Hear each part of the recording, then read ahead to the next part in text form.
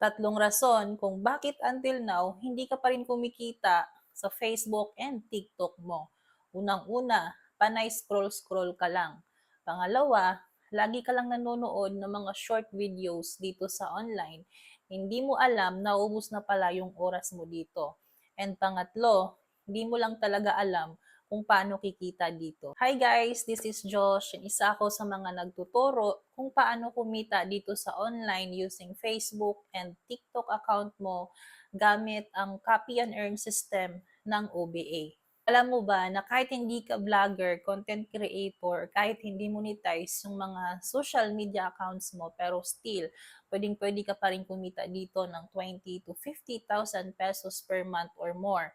Depende pa yan sa sipag and time na ilalaan mo dito. Na ang kailangan mo lang is cellphone, stable internet connection, and of course, meron ka dapat 2 to 3 hours per day na pwedeng mo magagawa si OBA during your free time. At ang gagawin mo lang dito is magsiset ka lang ng appointment to our local and international clients. So scripts is provided na din. Ang gagawin mo na lang, isusundan mo na lang yung sistema ni OBA. At pwedeng-pwede rin ito sa lahat ng gustong-gustong matuto kung paano kumita dito sa online. Ang gagawin mo ngayon is mag-comment ka ng how sa video na to, i-like and share mo na din para maturuan kita kung paano. See you and God bless.